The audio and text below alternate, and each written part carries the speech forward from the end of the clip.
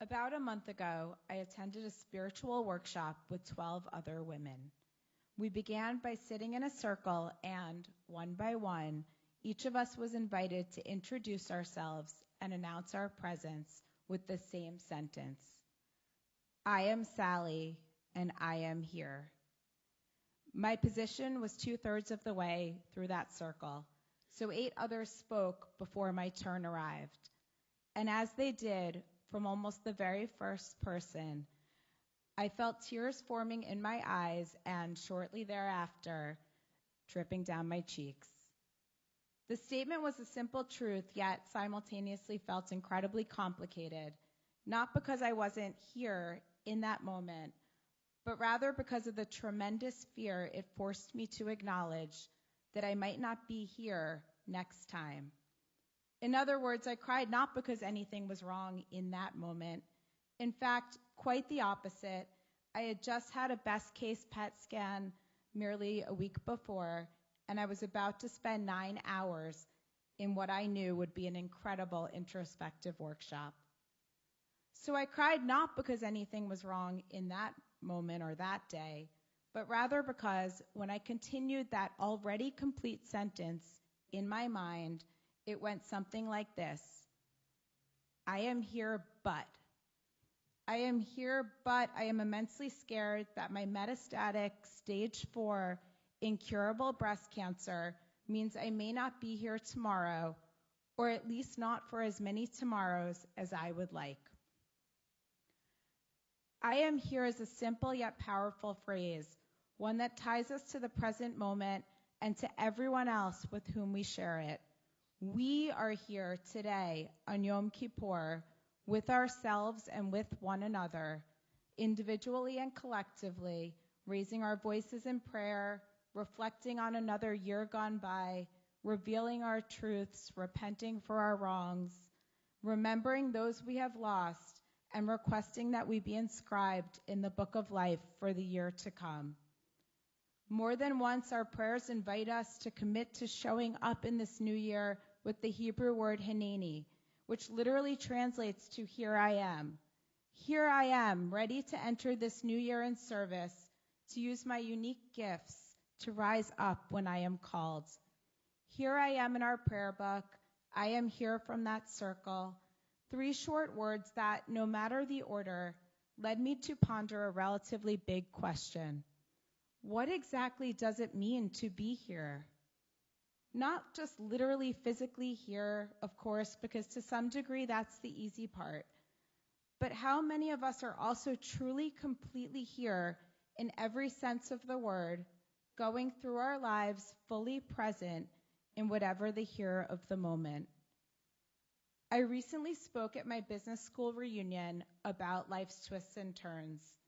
I was invited to speak 2 months before our reunion, when it seemed cancer was firmly in my past, but by the time the long-awaited weekend arrived, I learned that it had both returned in my breast and also spread to my hip. I wouldn't be 100% healthy at my reunion, but that needn't stop me from being 100% present. And by speaking, I wasn't merely living my truth, I was also sharing it, neither for pity nor for praise, but simply because that's where I was in that moment. Cancer has taught me that the best thing that we can do for ourselves and for those around us is to show up in any moment in our truth, with our hearts fully open. Somehow early on in life, we become accustomed to saying I'm fine, even when we're not. Think about it. How often when asked, how are you, have you said I'm fine, when really you're not? It's easier to say we're fine, but creating a meaningful life isn't about choosing the easy answers. Being honest with our here, however difficult, gives us the opportunity for real connection we might otherwise lose when we live behind the pretense of fine. And if we want not merely years in our lives, but also life in our years, and really life in our heres, I believe connecting with others is the most surefire way to get there. As it turned out, my reunion speech didn't just let my classmates into my journey, but it also led them to invite me into theirs. I heard stories that ran the gamut of what it is to be human, because that is what my class is, a collection of 360 humans. There were stories of love lost and love found, of triumphs and betrayals, of successes and failures, of diagnoses and cures. When we're truly here in every capacity, it invites others to do the same. Saying I'm fine when we're not builds walls, and the most painful walls of all are the ones we build between us and the people we love most. When it somehow doesn't feel okay to say I'm scared because we're trying to be strong for those we know are just as scared because they love us so much. My cancer was initially the same as my mom's until this spring when mine came back and hers 29 years later thankfully never did. Suddenly, it wasn't exactly what my mom had. It was worse. It is worse. Even though my prognosis is good, it's still uncharted territory for my family and for me. Before now, everyone I've known and loved with cancer has had one of two outcomes. They've been cured or they've died.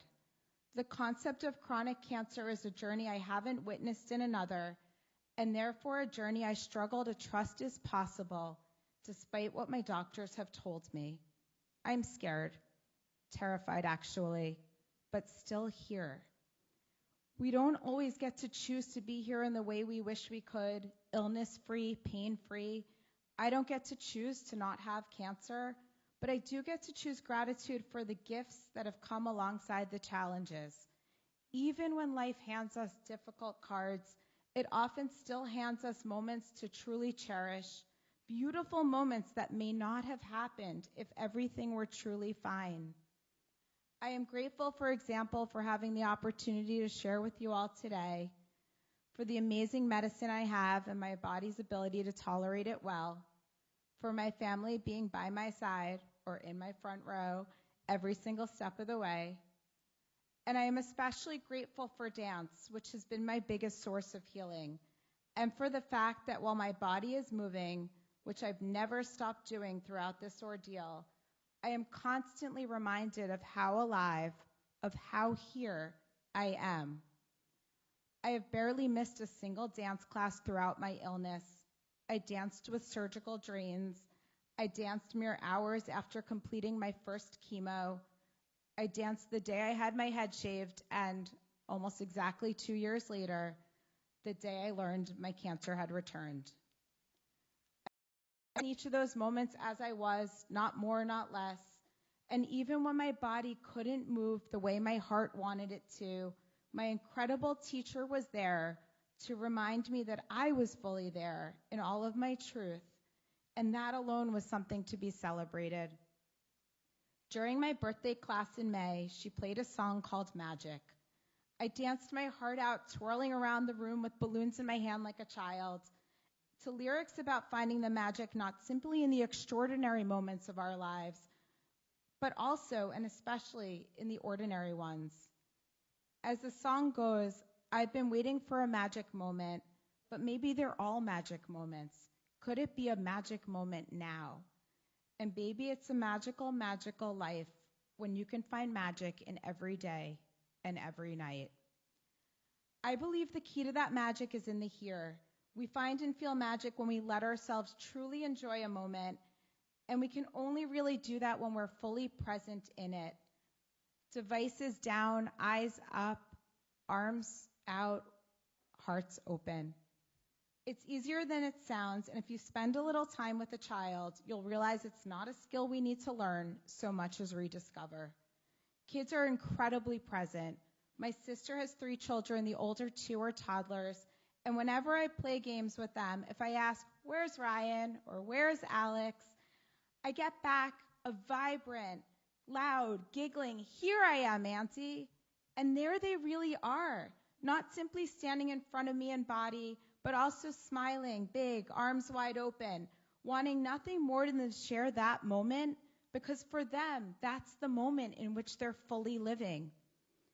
If we live our lives looking backward, be it reminiscing or regretting, or if we live our lives merely looking forward, whether full of hope or full of fear, We miss the opportunity to connect with ourselves and with one another. Look inside you. Look around you. Take account of what you're feeling right now in this ordinary yet extraordinary magical moment, and let us enter this new year being here in every sense of the word. Shana Tova.